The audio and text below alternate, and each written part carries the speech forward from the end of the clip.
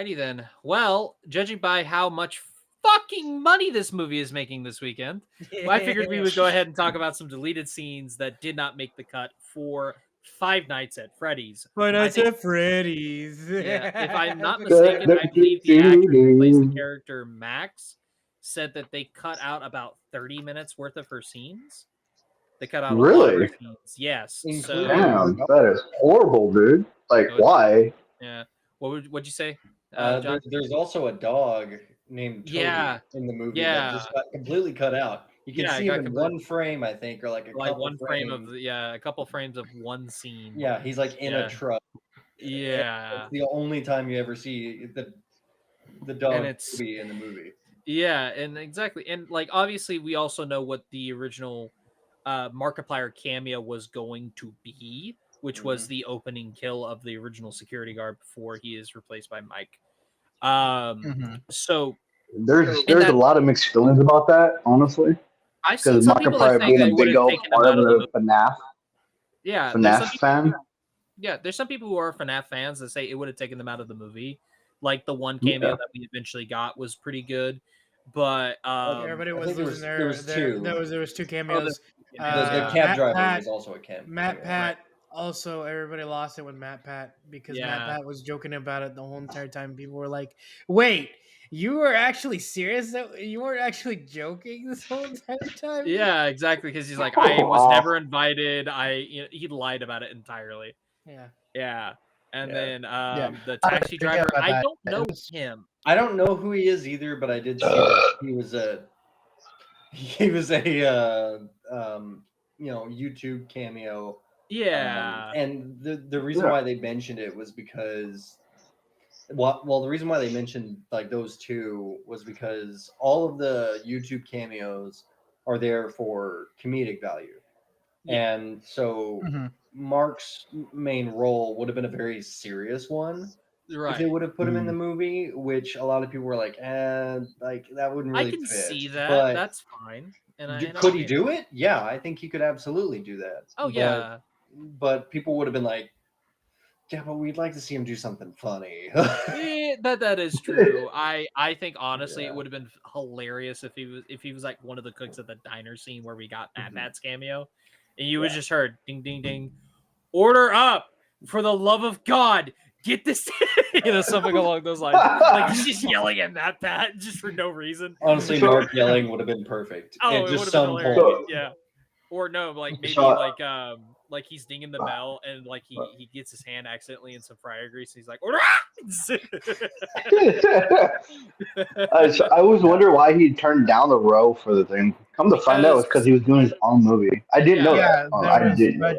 Yeah, he was shooting Iron. He was shooting an adaptation of Iron Lung, and that's actually he was in the same area that they were shooting, and so they asked him like, "Hey, do you want to shoot a cameo?"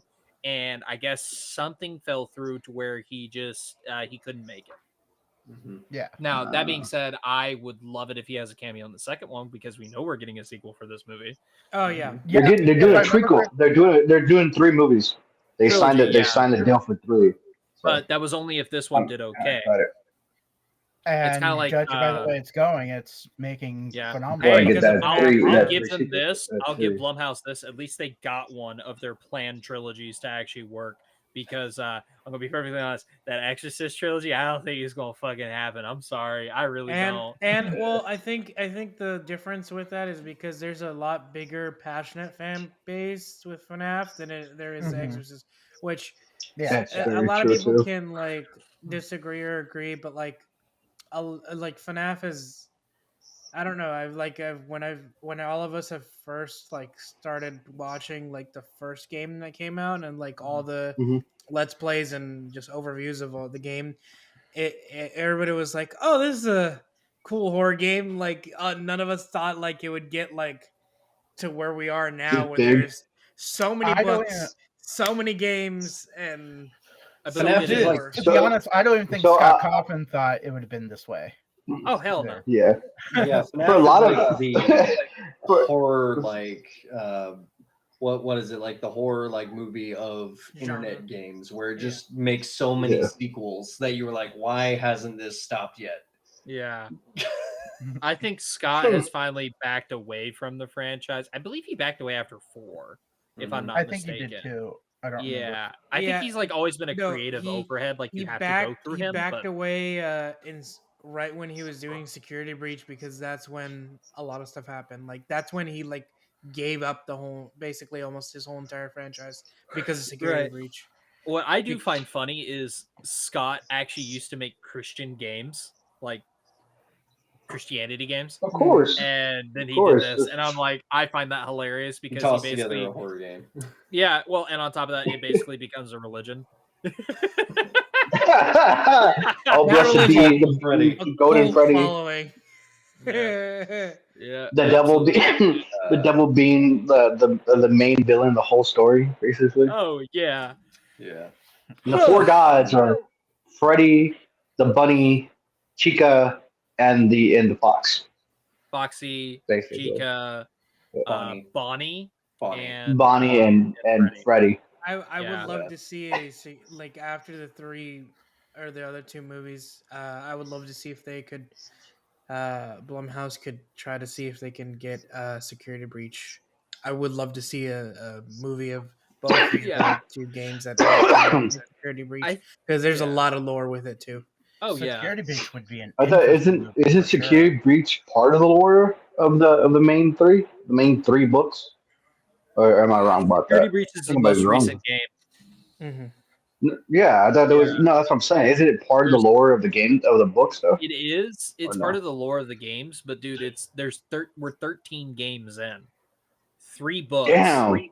Yeah, 13. Not 3 books. There's like 30, 40. Yeah. I can't remember how many books. Well, a lot of them are like they're lore-esque, but they're like mystery books where it's like coloring and other stuff like that. They're all. But I'm talking about like actual stories. Yeah, I'm talking about like actual stories. I believe there's 4 books actually. Sorry, there's 4 books, 13 games, and now we have a movie. So it's just one of those franchises. I mean, like you're wrong and right. Just to kind of correct you, most of the books that have come out are all somewhat canon. Like most of all the stories literally of course stuff. In general, that's like from like the first game, like throughout now. Mm-hmm. And that's I was watching a lot of these TikToks, right? Because you know how people are. They like to make little fan arts of the TikToks of the of FNAF and stuff. So I was watching them, and one of them goes that the chick, she's gonna go watch the FNAF movie because it feels like the end of her childhood, basically. It's like I don't really think so. Honestly, it's always gonna be there. Yeah. But I mean, if you believe that, then go for it. So, Gallows, you brought up fan art. I know a great place where you can look up some fan art at Five Nights at Freddy's. I don't want to see that, bro. I don't want to see Rule 34. Okay. I don't want to see the Rule 34 one. No. At least you're catching my drift. I think the. Yeah, I caught your drift. No. You know what gave it away? It gave it away that I know where you can find some really good fan art from. That's what gave it away. Hey, it's what else? I'm gonna give Lewis some PTSD here. Hey, so if you ever have a person that's trying to get into anime and they're just naive enough, just tell them, hey, I have a great anime for you. It's called Buku no Pico. Oh my god! I even have a better one. If you want to tell someone to go look up a really good one, tell them to look up Ghost Stories. English dub. Is so funny. That's the actual dub for it too, though. It's not even that anymore. Everybody now goes, "Hey, I have a favorite anime that you should watch. I highly recommend it. It's High School DxD." Go watch High School of the Dead. How about that? Go watch High School of the Dead. Good shit. Are you guys familiar with the anime School Days? Oh dear God! Oh man! That one. Oh hell no! Okay, anyways, back to the Five Nights at Freddy's things. I knew there was going to be deleted scenes. There's no way there. Yeah, of course. But that's what any movie though. Honestly, that's what any movie. Always deleted scenes. If there's ever a movie that says there is no deleted scenes, they're full of shit, and I'll tell you how you can tell. Because you're always going to cut something out. You're never going to shoot a script shot for shot, word for word. You're gonna have outtakes. You're gonna have deleted scenes. There's no way you're not, unless you're making a 5-minute short, and that's different. But when you're making a feature-length film, there's always going to be deleted scenes. So of course we knew that they were going to cut out this movie because I think originally there was a original runtime of like almost 3 hours, and they cut it down by an hour. So obviously there's a shitload of stuff that they've done. I think a part of it was the process of like I think not putting their eggs in one, putting all their eggs in one basket of like revealing everything, and I feel like that's a good thing. At least they were able to like hold themselves back to kind of like set up for the next movie. Right, and that's fine. I don't hate that idea, but honestly, I think they should have kept the red eyes. I fully believe it would have suited the animatronics a lot better if they kept the red eyes. Character that gets red eyes, and that's that. Yeah, it's what's his name? If I'm not mistaken, Foxy gets a red eye. Red eye. Yeah, red eye. Yeah. Red eye. Yeah. I will say the thing with Max and how they like took out like 30 minutes of her scenes, I feel like that would have made what happens with her in the movie feel so much more important. I think so too. Because like by the end of that, it's just like, yeah, okay, saw that coming, but it's not like no, you know, it's like it doesn't. And I feel like I had any weight. When you first get introduced to her, I feel like they're trying to set her up as an actual character, and then and if she would have had a dog, that would have made it all the better. Yeah, exactly. Maybe we'll get an unedited version like later down the line once the movie comes out. Maybe, but I doubt it. That's the thing. I think it's just gonna live on as like deleted scenes, or they're gonna make it a director's cut. I don't think we're gonna get a director's cut.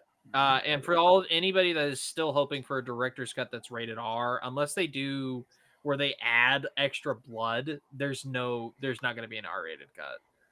No, I honestly, like I said before, last time we talked about FNAF, I think a PG-13 rating is perfect for what FNAF is trying to do. I will say, from what I saw from the clips, I agree. From what I saw from clips on TikTok, I agree with that. They honestly. do and don't take advantage of trying to push what they can do with PG-13 and what FNAF actually is like. So I would I'll kind of say, so I'm going to keep it spoiler free. So there is something that happens to a particular character that also happens in the game to set that same particular character. I think you guys know where I'm going with this. If not, I'll type it out down here somewhere. But so there is a thing that happens with him in the movie, and it also happens in the game. Mm-hmm. Yeah, it is far more graphic in the game, yes, than it is in the movie. Yeah, and what they do in the movie is still relatively graphic. But I feel like if you have, and the director has stated multiple times that they played around with shadows, they played around with shots and everything else, like how you're going to shoot something. If you really did that, and you really wanted the scene to be impactful, I feel like you still could have played around with some shadows with it and still made it incredibly explicit. Mm-hmm. And it just comes down to you could have done something similar to what Werewolf by Night did with their werewolf transformation in that movie or that presentation. So I feel like you still could have done something like that with this particular character's situation, and it would have been a shitload better, but it's still good for what we got. Mm-hmm. Okay. And John, I think you know exactly what scene I'm talking about too. I do too. I will give you a hint. It's towards the end. Yes, I know what you're talking about. And immediately when they were making jokes about it too. No, it's not that. Maybe it might be. I don't know. We'll talk about it later. We still want to keep it by the time it comes out. Well, granted, Gallows, you haven't seen it, and Leon, I know you. I haven't seen it yet either. So I'm gonna watch it after this. So yeah. I kind of have a gist of if nothing else, we get people to watch the movie for sure. Exactly. Yeah, it's just like we're gonna keep it spoiler free, unless you're perusing through TikTok, where apparently our lovely Hunger Hufflepuff has found like 3 or 4 different streams that are just streaming. Yeah, people are streaming the whole entire. A lot of lives, a lot of live streams and stuff. I like nope. That's why I don't watch live streams. I just don't. I don't watch TikTok live streams. I go there for shitty skits and bad memes. That's what I go there Hey, for. half of those skits on TikTok are actually pretty well done. That's what I'm being. Anyways, Mm-hmm. so going trying from to relive the dog. hot days.